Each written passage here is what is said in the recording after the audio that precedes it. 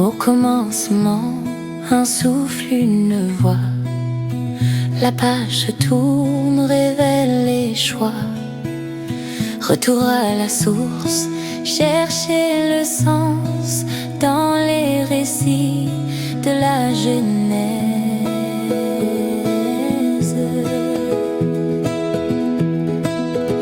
Bienvenue dans Fondation, un écho, une révélation. Ouvrons le livre, ouvrons nos cœurs avec Zoé, Éric et le pasteur Joseph.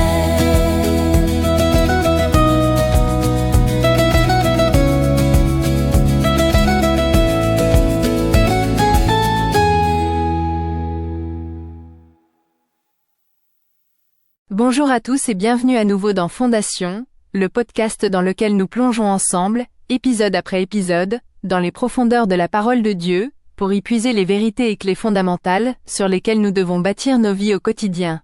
Le premier livre de la Bible, la Genèse, est actuellement l'objet de notre conversation. Je suis Zoé, votre animatrice. Dans notre dernier épisode, nous avons vu Abraham s'affirmer comme un homme de foi, de courage et d'intégrité face au roi de la terre. Mais un combat bien plus grand l'attendait, le combat intérieur contre le doute et la peur. Aujourd'hui, nous plongeons dans 2 chapitres qui nous montrent les 2 faces de la foi, la confiance absolue en la promesse de Dieu, et la tentation de prendre un raccourci humain. Nous allons disséquer les chapitres 15 et 16 de la Genèse. Pour ce voyage intense, je suis toujours avec le pasteur Joseph et l'enseignant Éric. Bonjour à vous deux. Bonjour Zoé. C'est une joie d'aborder ces chapitres qui nous parlent de la manière dont Dieu nous rassure dans nos doutes, et de ce qui se passe quand nous décidons de aider un peu. Bonjour Zoé. Oui, Genèse 15 est l'un des chapitres les plus importants de tout l'Ancien Testament sur le plan théologique. Et Genèse 16 est l'une des histoires les plus humaines et les plus poignantes. Le contraste est saisissant. Un contraste qui promet d'être riche en leçons. Pasteur Joseph, pour nous préparer à recevoir une vérité aussi fondamentale que la justification par la foi, et à comprendre la compassion de Dieu dans nos échecs, pourriez-vous ouvrir ce temps par la prière? Avec un grand plaisir. Prions. Père Céleste, nous venons devant toi aujourd'hui avec nos questions et nos doutes, à l'image d'Abraham. Nous te prions de nous parler comme tu lui as parlé. Ouvre notre intelligence pour comprendre le mystère de ton alliance et la beauté de la foi que tu nous offres. Ouvre nos cœurs pour être touchés par ta compassion envers ceux qui souffrent dans le désert. Garde-nous de la tentation de suivre nos propres plans et apprends-nous à attendre ton timing parfait. Que cette étude nous ancre plus profondément en Jésus, celui en qui toutes tes promesses sont oui et amen. Amen. Amen, merci pasteur. Je voudrais faire noter notre entretien de ce jour se repartit en 4 scènes. La première scène nous présente dans Genèse 15, le doute du juste Abraham et la promesse de Dieu. La deuxième scène toujours dans Genèse 15 nous parle de l'alliance de feu et de sang. La troisième scène nous présente dans 16, du raccourci humain et de ses conséquences. Enfin la dernière nous montre le El-Roi, le Dieu qui voit. Alors entamons la première scène Genèse 15, le doute du juste et la promesse. Éric, ce chapitre 15 commence juste après la victoire d'Abraham sur les rois. Dieu vient à lui dans une vision et lui dit « N'aie pas peur Abraham, je suis ton bouclier, ta récompense sera très grande. » C'est une parole magnifique. C'est une parole parfaitement synchronisée. Abraham vient de refuser les richesses du roi de Sodome, choisissant de faire confiance à Dieu pour sa provision. Et Dieu répond directement à cet acte de foi en disant « Tu as refusé une récompense terrestre ? Parfait, car moi, je suis ta récompense. » C'est une affirmation que la plus grande bénédiction que Dieu puisse nous donner, ce n'est pas ce qu'il a dans les mains, mais c'est lui-même. Et pourtant, malgré cette assurance, Abraham répond avec une plainte qui vient du cœur. « Seigneur éternel, que me donneras-tu ? Je m'en vais sans enfant. » C'est une plainte très directe, presque accusatrice. Est-ce que c'est un manque de foi? Au contraire, je vois ça comme un acte de foi immense. C'est la foi relationnelle à son apogée. Abraham est assez intime avec Dieu pour être totalement honnête. Il ne cache pas sa déception, sa douleur, son incompréhension. Il les apporte directement à Dieu. Le silence et l'amertume sont des signes de manque de foi. La plainte honnête adressée à Dieu est une preuve de confiance. Il croit que Dieu est assez grand pour entendre sa peine. Et c'est une invitation pour nous. Ne cachons pas nos déceptions à Dieu. Déversons notre cœur devant lui, car c'est là que la conversation commence. Et la réponse de Dieu n'est pas une réprimande, mais une double promesse visuelle. Exactement. Dieu ne se contente pas de mots. D'abord, il lui assure que son héritier viendra de ses propres entrailles. Puis, il le fait sortir et lui dit, « Regarde vers le ciel et compte les étoiles, si tu peux les compter. » Telle sera ta descendance. Il ancre sa promesse dans la majesté de la création. Et c'est là qu'on arrive au verset 6, le cœur théologique de la Bible.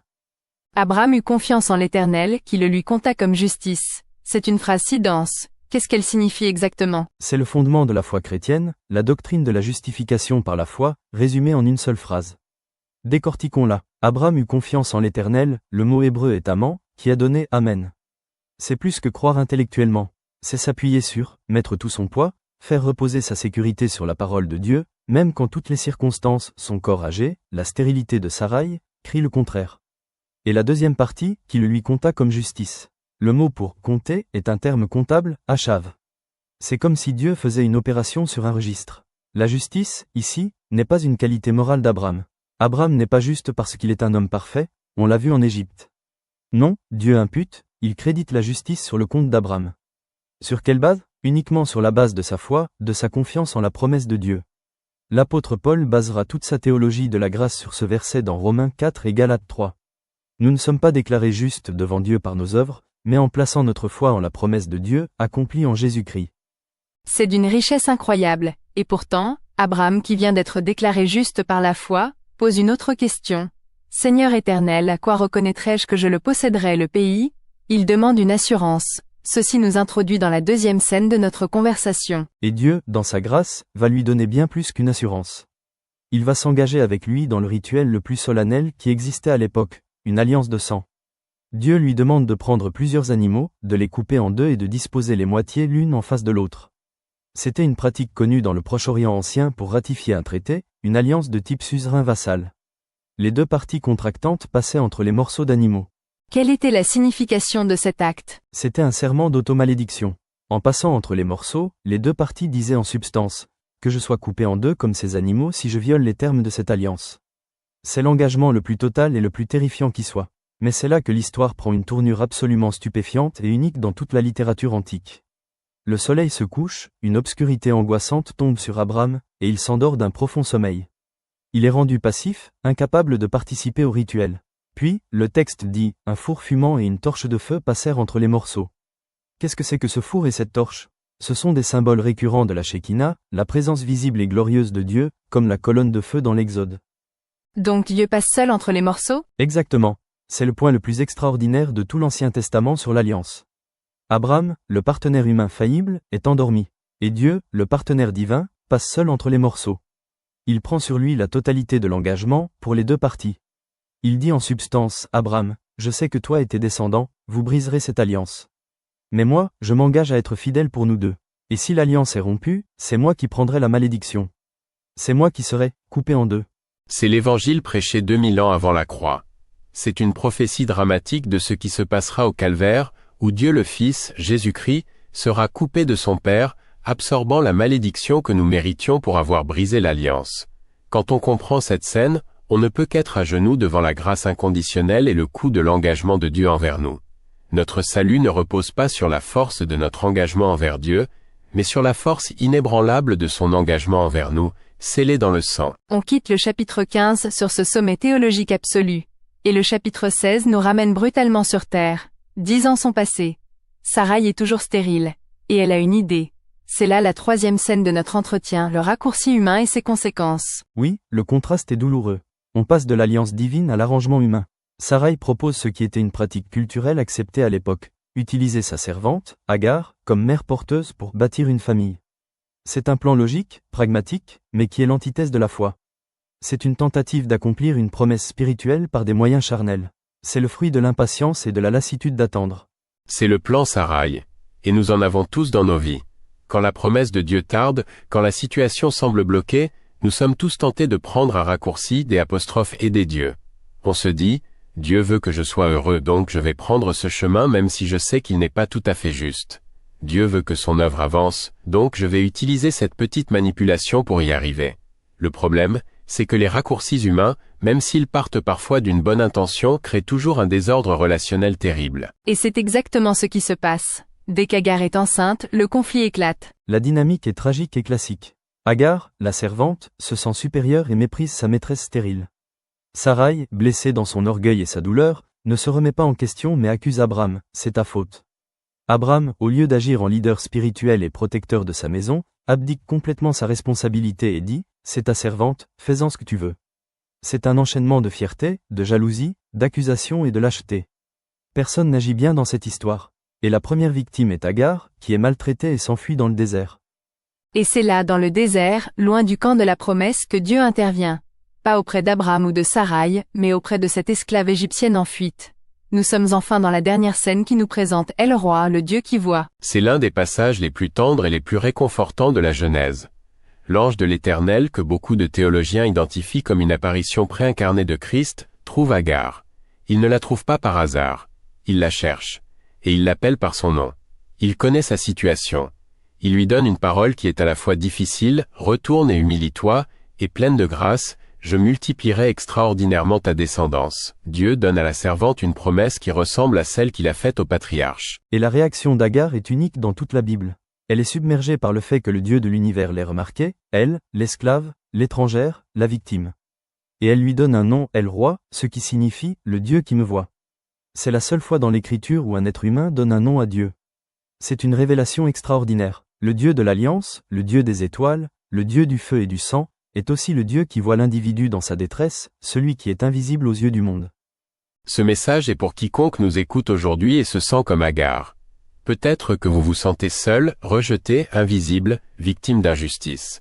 Peut-être que vous êtes dans un désert fuyant une situation douloureuse. Sachez que El Roi vous voit.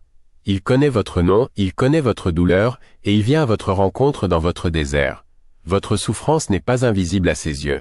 Et c'est une vérité qui peut changer une vie. C'est une conclusion incroyablement touchante pour une histoire qui a commencé dans la douleur. Ismaël naît, son nom signifie Dieu entend. Pasteur Joseph, pour conclure, quelle prière pouvons-nous faire monter à ce Dieu si grand et si personnel? Prions. Seigneur, nous te louons d'être le Dieu qui nous justifie par la foi seule.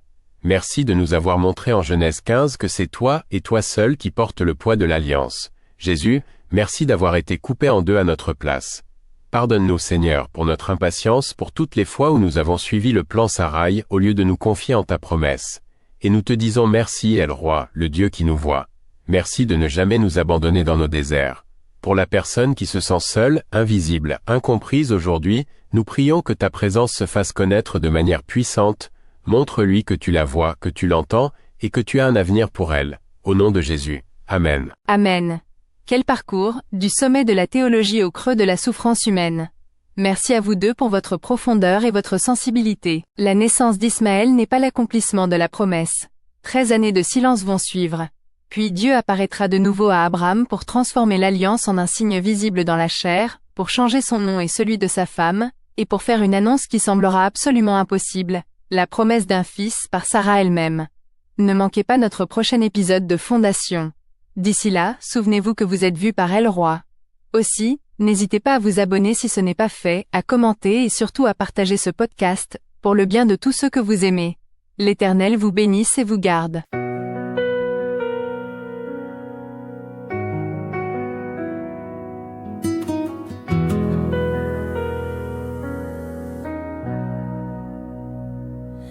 La conversation se termine ici, mais la parole résonne à l'infini.